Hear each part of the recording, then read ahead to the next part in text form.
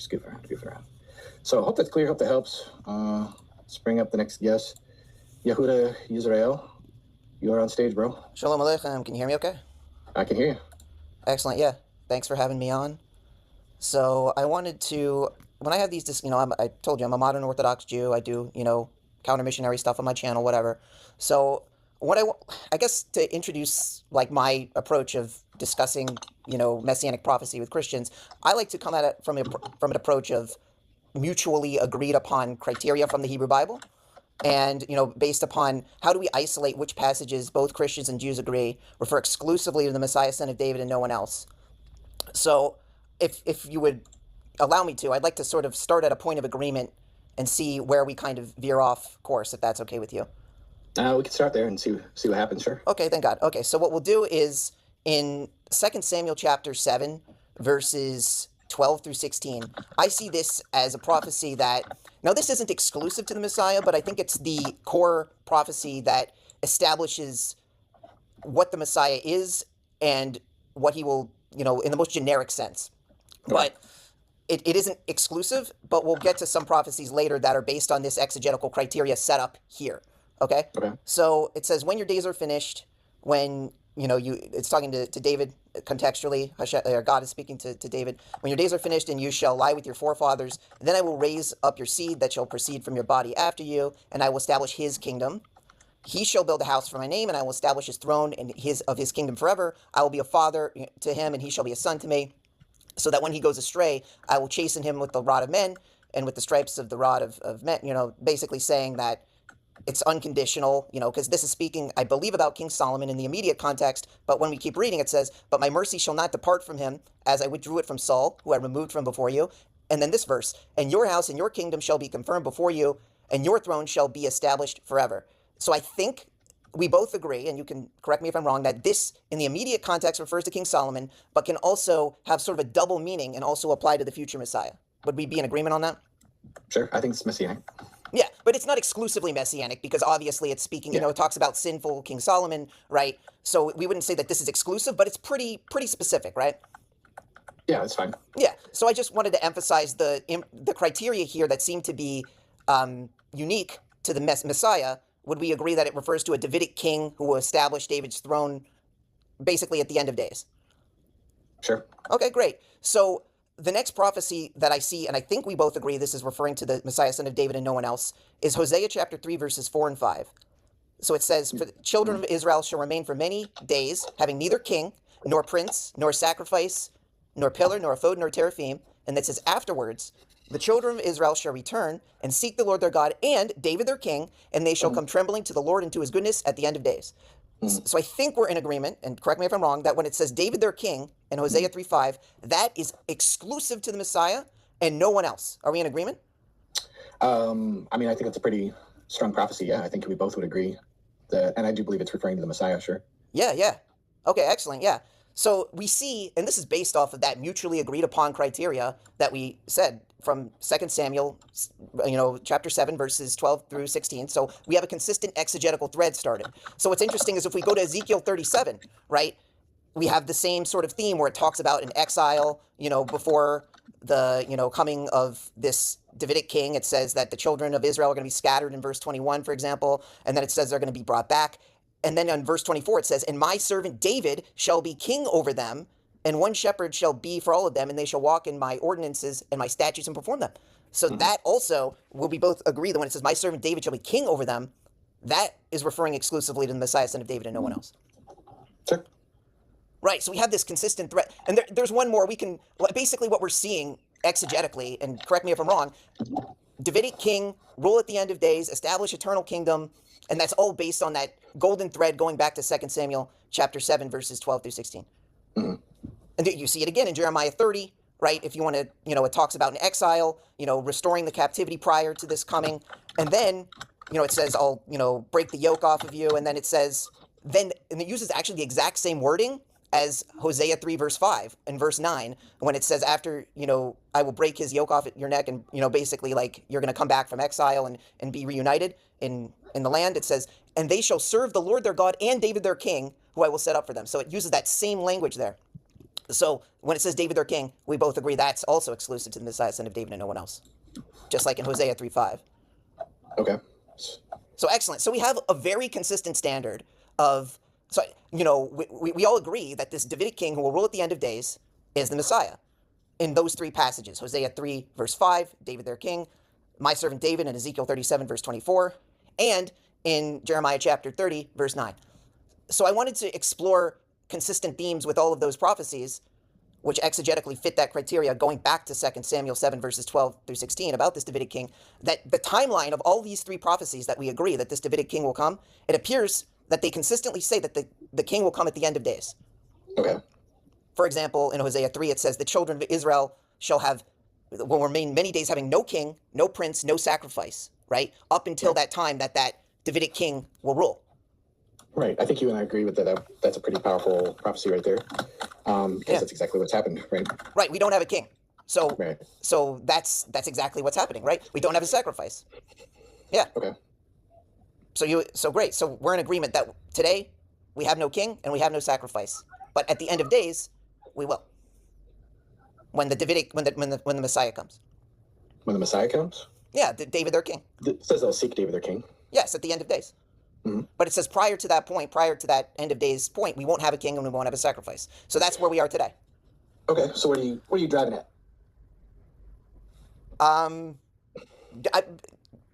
Can you see what I'm driving at? I don't know. Like, is it obvious? Like, I'm establishing a timeline of when the Messiah comes at the end of days, right? There's no necessity for the Messiah to come before that time, is what I'm saying. Consistently, we have Davidic king prophecies that we have an exegetical standard of this Davidic king coming at the end of days. There's no necessity that this Davidic king must come before that time, according to the consistent standard that we Don't you know rabbis? I mean, I don't have the exact quotes in front of me right now. Didn't they think that he was coming around the 1st century and like it didn't happen, and then they thought it was Bar Kokhba, and then they're like, hey, it's too late, we must have been sinful, so he decided not to come, at least for now.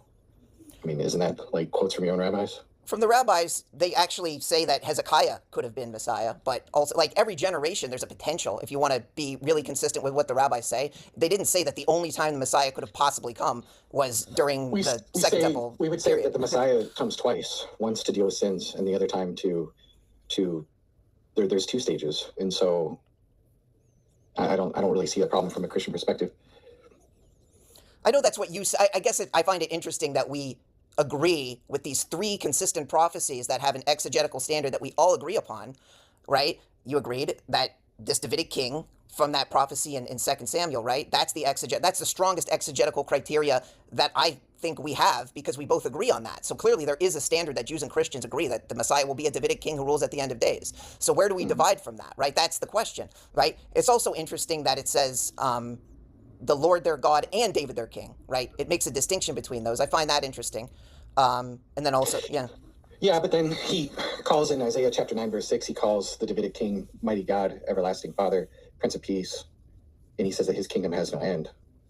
Yeah, so similar to what we discussed in 2 Samuel chapter 7, verses 12 through 16. Remember we said that King Solomon, even though he was sinful, he's in the immediate context being referred to there? We agreed on that, right? Yeah, but what does that have to do with what I'm saying? Because when you look at Isaiah 9, what's very interesting is, I think in verse 7 in your Bible, but in other Bibles it says, it talks about, it says, in token of abundant authority and of peace without limit upon David's throne and kingdom that may be firmly established in justice and equity from now and to eternity. So now would mean in Isaiah's generation, which would correspond to the king in that time. So you're not going to try to say this is Hezekiah, are you? That's what it says. It says from now. And if you look at Isaiah's timeline, right, Hezekiah fits perfectly with that time. So what does now into eternity mean? That would be my question to you. What does now mean? When Isaiah says from now into eternity regarding Isaiah 9, what does that mean to you? What does now mean? What does now mean? Yeah, from now into eternity. The Hebrew says me'atav yad olam, and the translations that you'll see in your translation, even up there, it'll say like from henceforth, right, and to evermore. So what does that mean, right? It says from this time. His kingdom wasn't an everlasting kingdom. He showed the people his treasury, and then ended up his sons were thrown into exile. Like, what are you talking about, man? Well, remember what I said about the first prophecy we discussed, right? It referred to King Solomon in the immediate context. So Hezekiah is referred to as mighty God? Do you know what Hezekiah's name means in Hebrew? Yeah, dude, but like, What does it mean? I mean, no, do I know what it means? Yeah. No, go ahead, tell me. It means God strengthens. So I don't think that's a coincidence that God would use that That's name. a stretch, bro. That is a stretch. I think So it's a bigger stretch. I personally think it's a bigger stretch to ignore the immediate context when Isaiah says now and say, well, this has nothing to do with the greatest king of Judah who had more faith in God than any other king, literally had one of the most miraculous things happen, destroyed an army, had and a then peace. immediately showed his treasury to a bunch of foreign invaders, and his kids, his family was thrown into to captivity. His own son worshipped idols as soon as he died. That's true. Like how you could say that this would apply to Only the now part. Remember, to me, right. This would have to refer to the Messiah. I didn't say it didn't refer to the Messiah. I want to be clear on that. Remember, just like the first prophecy that we discussed, remember, sinful Solomon is in, remember we agreed in the first prophecy that we discussed when I came on here, right? 2 Samuel 7, right? You said that referred to the Messiah and sinful Solomon, correct? 2 Samuel chapter 7 verses... Sure, so why couldn't this apply to... Hezekiah and the Messiah? I'm using the same exegetical standard that we agreed upon at the beginning of the video. Okay, I mean, I'm not sure. I'm not following exactly all your framing, and maybe that's on me. But when he says that this person, who I believe he's referring to as the Messiah, is Wonderful Counselor, Mighty God, Everlasting Father, Prince of Peace, and it's referring to the same phrase is used for El Gabor, which, oh, I went to the wrong verse, which obviously we would agree upon is God. And then what I would argue is that the Messiah does come, but he offers a sacrifice for sin, and then he returns later, because I believe that the Messiah is also who is discussed in Isaiah 53. So using the same criteria that we discussed, the Davidic king that will rule at the end of days, right? Where is the servant of Isaiah 53, or any of the servant songs for that matter, referenced as a king or David? King or David? He referred to as a king? Well, that's what I'm asking, because remember, our standard that we've established together mutually, like the consistent standard that we've developed through all the prophecies we've discussed so far, right? The three that we both agree are exclusive to the Messiah, son of David, all of them mention a Davidic king who will rule at the end of days. We're at a disagreement in Isaiah 9 because I respect the from now part of the now into eternity, where you only respect the eternity part, but sort of you're not really respecting the now and the immediacy of the prophecy and claiming that it can only refer to the Messiah. I'm saying it refers to Hezekiah in the immediate context, just like we agreed with King Solomon, right, in 2 Samuel. I'm saying that this Isaiah 9 doesn't fit Hezekiah very well at all, is what I'm saying. And I'm saying that Isaiah 53 talks about a servant who will act wisely and shall be high and lifted up and shall be exalted. Right, but where is that servant in Isaiah 53? What I asked is, like, where is it referred to as a king or as David? Because that seems to be the criteria that is mutually agreed upon through, you see what I'm saying? Yeah, no problem. Yeah. So he grew up, before him was a young plant, as a root out of dry ground. Well, who is the root out of dry ground? So once again, with Isaiah 53... Hold on, I didn't even answer the question. You gotta... Yeah. It said, there shall come up from a shoot, a sprout, a branch from the stump of Jesse, and a branch from his root shall bear fruit. And the Spirit of the Lord will rest upon him. Spirit, and I'm sure you'll agree this is messianic. Spirit of wisdom, right. Spirit of counsel and might, the spirit and knowledge of the fear of the Lord, and his delight will be in the fear of the Lord. He will not judge by what his eyes see, side disputes by his ears hear, and yada, yada, yada. So I want to be clear. I also agree that Isaiah 53 is messianic. I do not agree that it is exclusive to the Messiah. Just like how we disagree about Isaiah 9, I didn't say that's not messianic. What I disagree is that it's exclusive because in the immediate context it refers to King Hezekiah. Just as in Isaiah 49, right? In Isaiah 49:3, I think we both agree that when it says, he said to me, you are my servant Israel in whom I will boast, that this is the same servant as Isaiah 53, correct? I saw you do a video on this. Now what's interesting is, what does it say the servant is? Does it say the servant is Israel in Isaiah 49:3, who we both agree refers to the Messiah, son of David? Or does it say that this servant is David or King or Jesus? What does it say? The connection that he's the branch. But it says Israel, right? Does it say, you agree, and I saw the video of you made a video about this, it went viral, it had like hundreds of thousands of views, and you said that this is actually Jesus when it says, you are my servant Israel. You claim that's the same servant as Isaiah 53, right? And Isaiah 49:3? Is that the same? I'm saying he talks about, in the context at times, about Israel, like the nation. And he calls them like blind and deaf and dumb.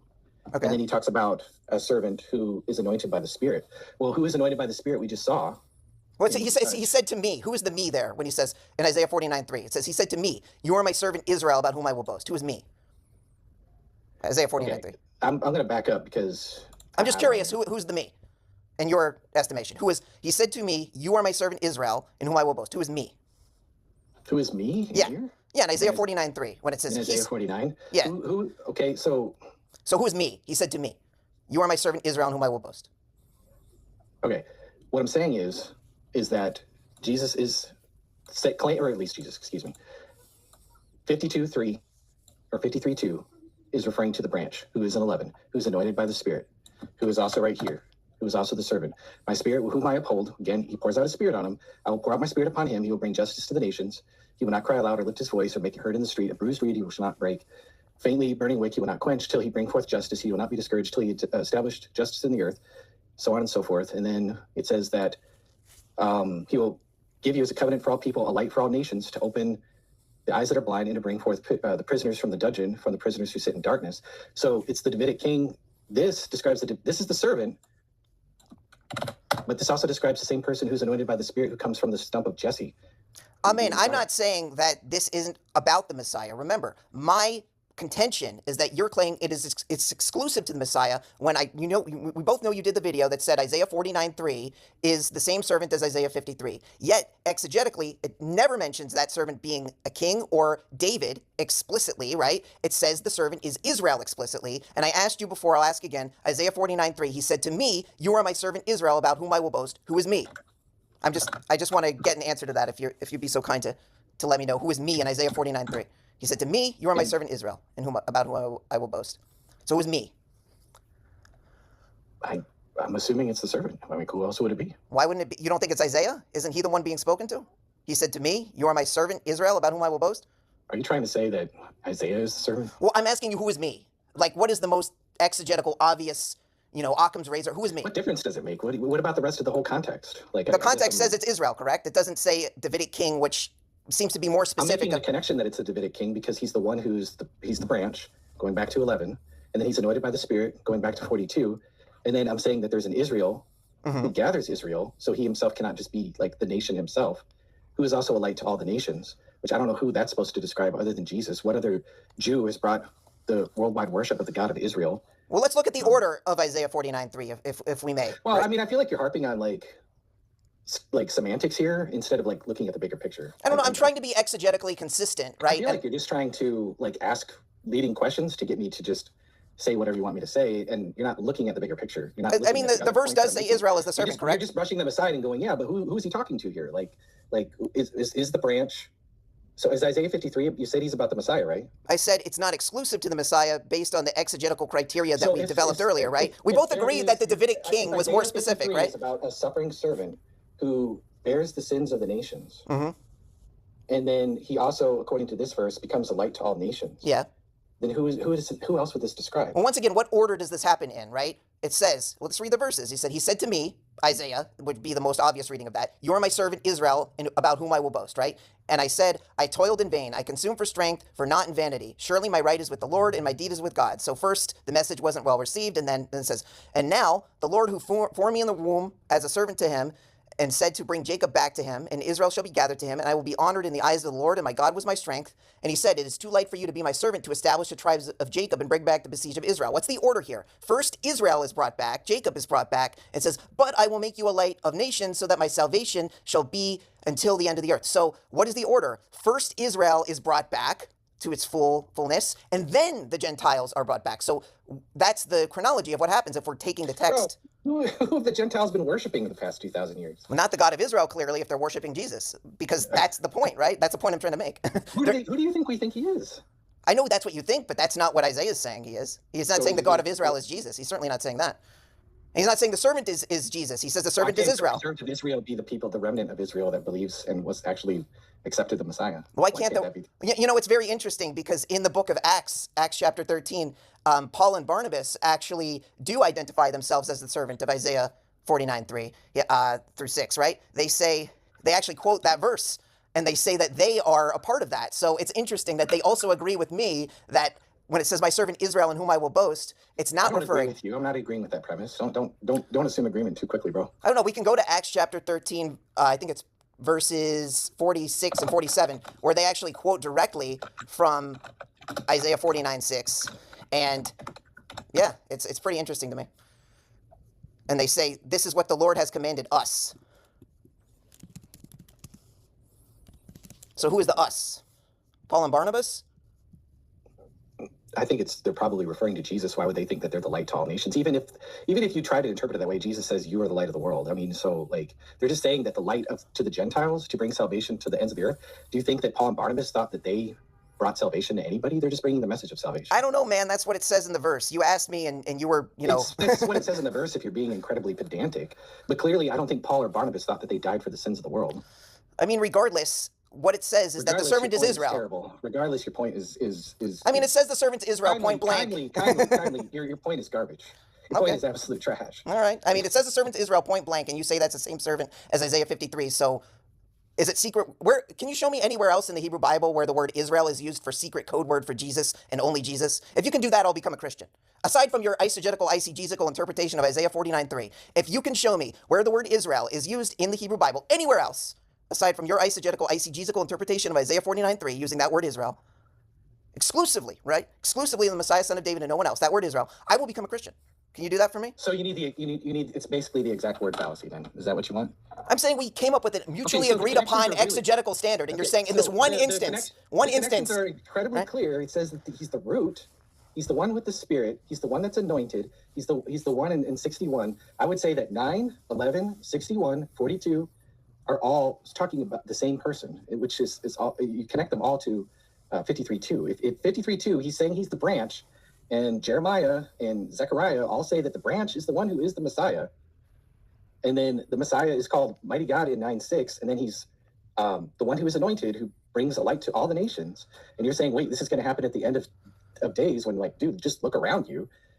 We already have been worshiping the God of Israel for the past 2,000 years. I think you're just sticking your head in your sand and like being pedantic over like and yelling eisegesis and all this other stuff. Like, dude, what are you talking about? In Isaiah 9:6, it refers to this child as Aviad, eternal father. Do you believe that Jesus is the eternal father, that he is the father? The son is called by the name of the father? No, it's father of eternity. It's saying that he's so it's not hyper literal there, but he must be mighty God in the most hyper literal sense. Tovia Jr., thanks for coming there, buddy. Thanks for coming.